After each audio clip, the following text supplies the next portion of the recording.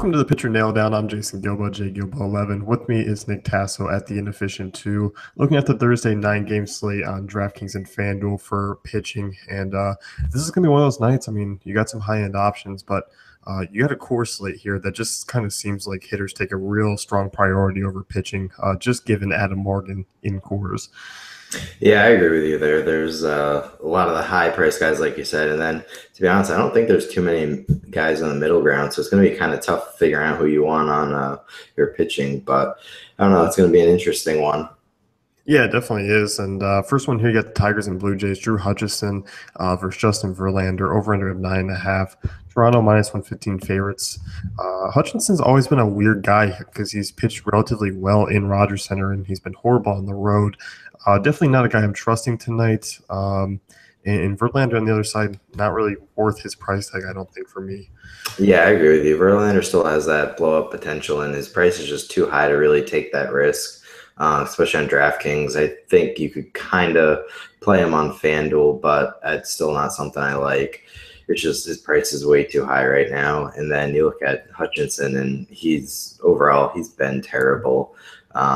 He had a lot of promise going into last season and started the minors this year, and he just hasn't been that good. So I'm staying away from him against this Tigers offense. Yeah, definitely. Over under a 9.5 in the Rogers Center with these two top 10 offenses. It's kind of an easy stay away.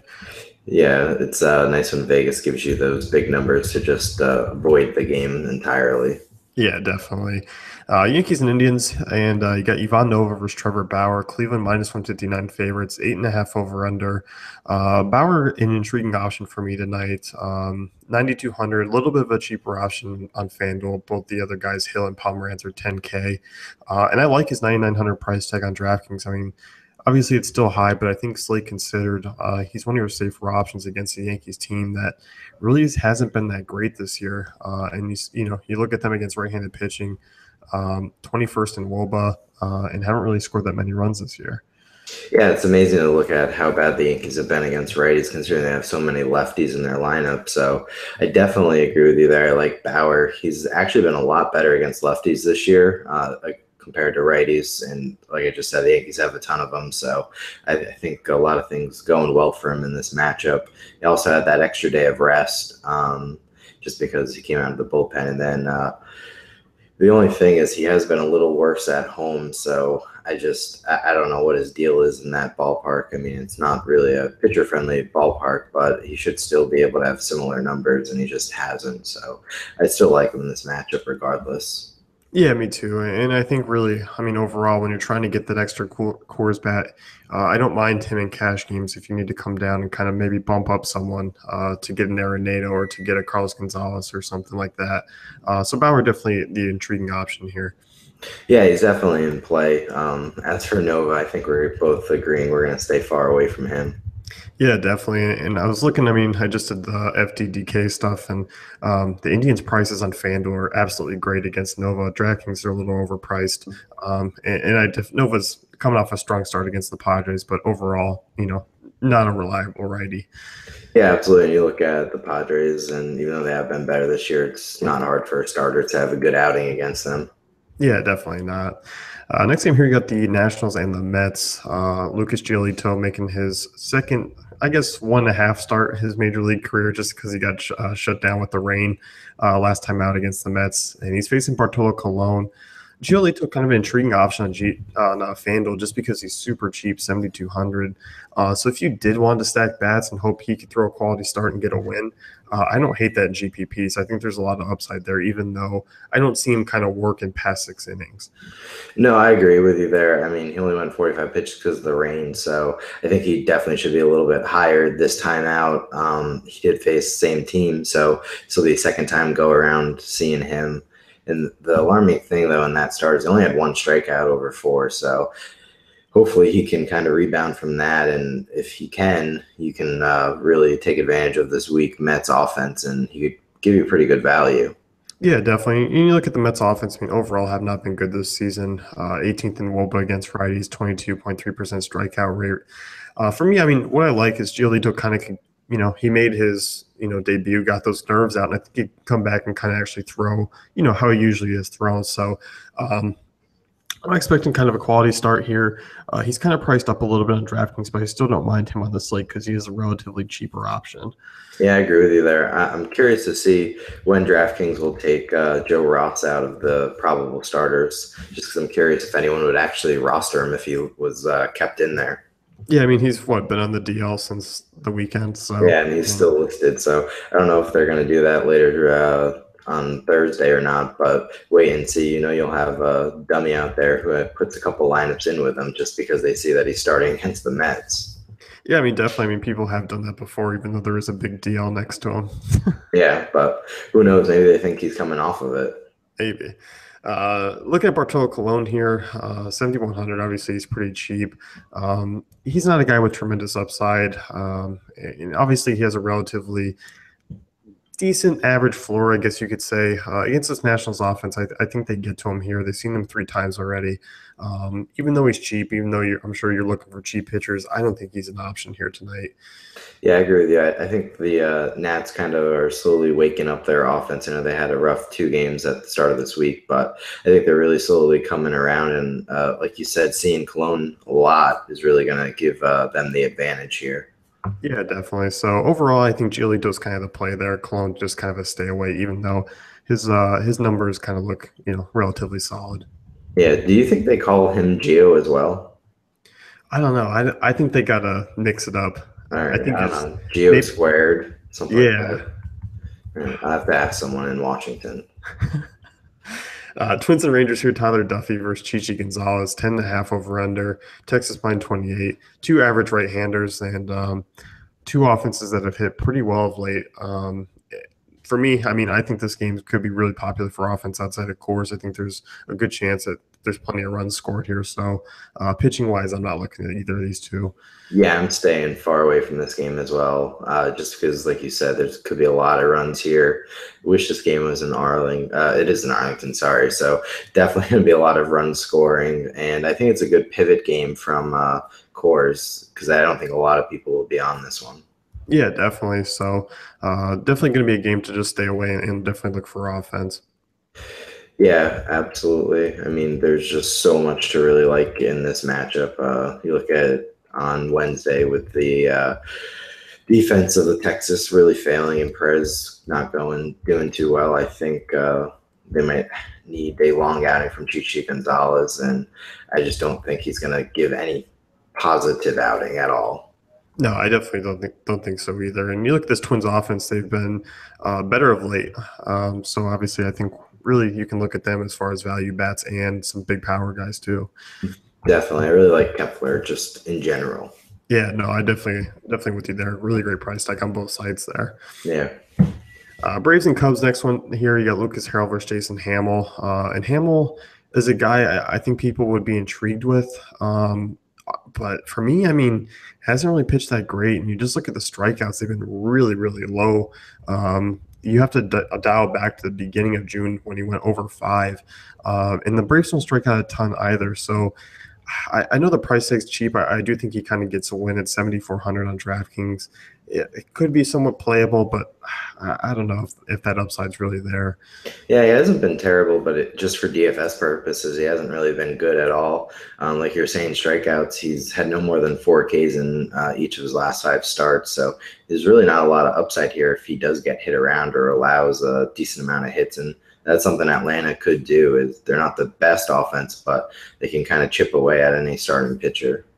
Yeah, definitely. So I think for me, I mean, obviously, you're looking at cores and you're taking things into consideration that you're probably looking at a cheap pitcher as far as an SP2 goes. I actually like one later on that we'll get to in the next game. So I don't think Hamill's kind of really on my radar. Yeah, I agree with you there. He's just not trustworthy for me. No, definitely not. And Lucas Harrell on the other side, I mean, had a strong game against Miami, but overall, it's kind of hard to target against this Cubs offense. Yeah, it was Miami, so there's really not too much to like in that outing. They're heavy, righty heavy team, so I don't know. Against this Cubs, they really could get to them. But at the same time, we've talked about them before getting to starting pitchers like we and Chen, and then Chen going out and having a great game. So who really knows on some nights? Yeah, I mean the Cubs. I mean they've kind of slipped back a little bit here. I mean the strikeout rate over the last 2 weeks has been high, kind of like last year when things were a little boomer bust at times with them, just because of how young they were. So they might be slipping back into that. I don't think Lucas Harrell is kind of still an option. No, I maybe take some flyers on him in GPPs on DraftKings just because he's only 5,400. But other than that, probably going to stay away from him. Yeah, I definitely agree.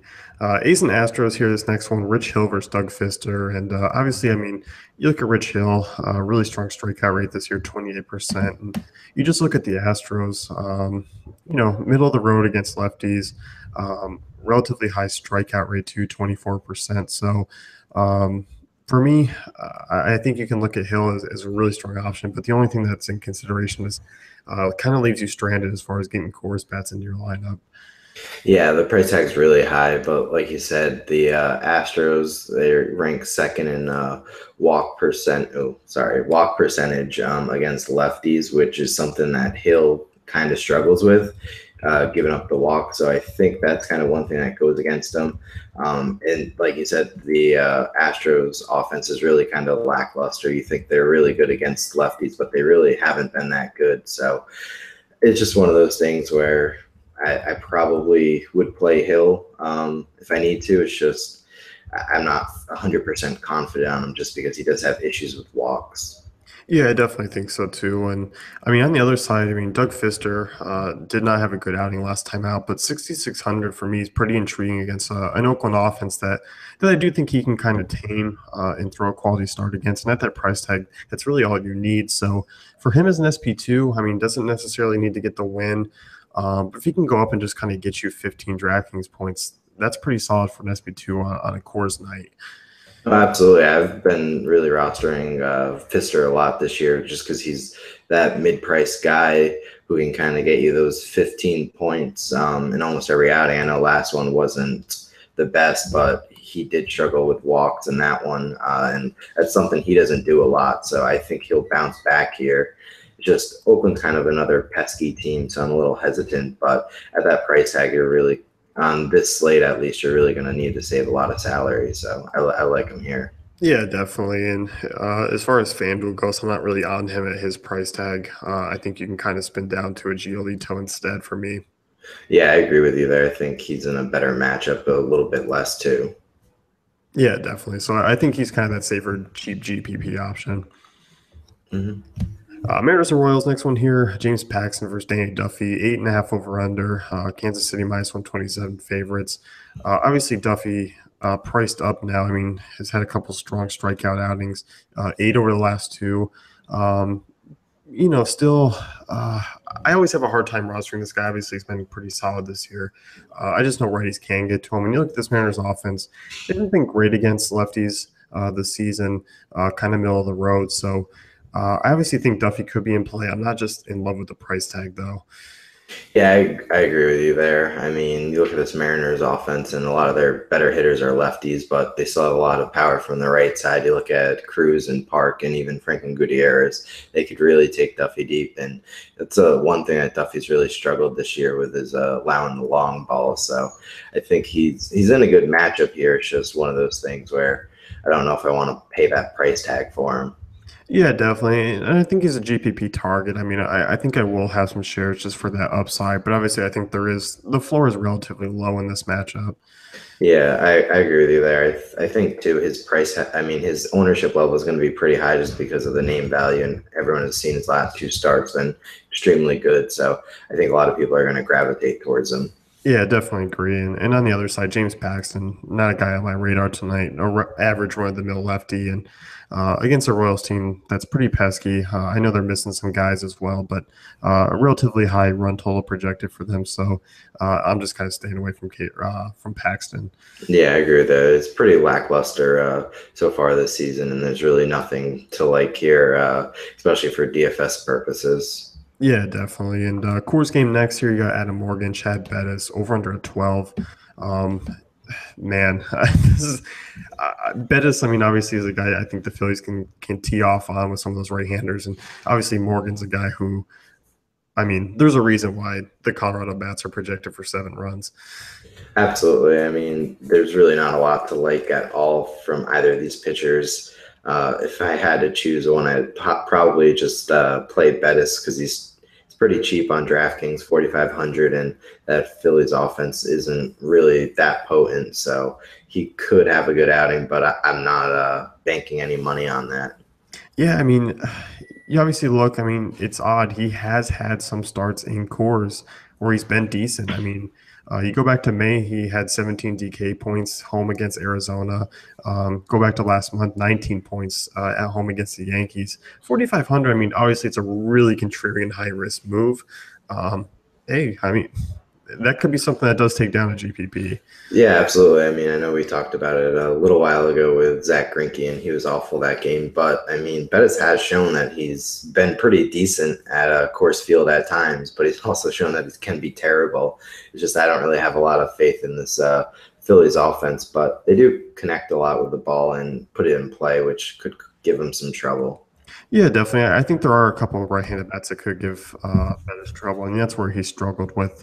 Righties have hit him a little bit better. So obviously, Tommy Joseph, a Cameron Rupp, Michael Franco are kind of the only bats that he needs to kind of work around for me. Obviously, Herrera's still their top option. Yeah, absolutely. And they still got pesky guys like Cesar Hernandez, Freddie Galvis, too. So they could get to him, but it's just one of those things you never really know. Yeah, definitely. If he walks away with 6 innings, 4 earned, and a win at that price tag, if you get the right hitters, you're fine with that. Yeah, absolutely. I mean, obviously, this slate probably is going to be a hitter minded slate where you're really going to need those big bats. And if you can get 15 points or so from a starter that's only 4,500 and you're able to put in those bats, it's really going to help you out. Yeah, definitely. So, next one here, last game of the night, you got Padres and Dodgers. Drew Pomeranz versus Hyun-Jin Ryu. Dodgers minus 149 favorites here, over under 7. Relatively low scoring game here projected.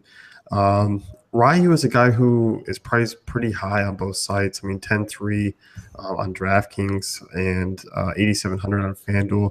From a guy who you're not necessarily sure what you're going to get for the first game off the DL. I mean, obviously, he's not going to pitch deep into the game. Not a guy who's playable. If he was cheaper, it would have been nicer, but I just don't think Ryu's going to pay off that price tag even against the Padres. Yeah, I agree with you there. I like him as a pitcher. It's just first game back, it's a little too concerning for me. Just kind of hesitant to really play him.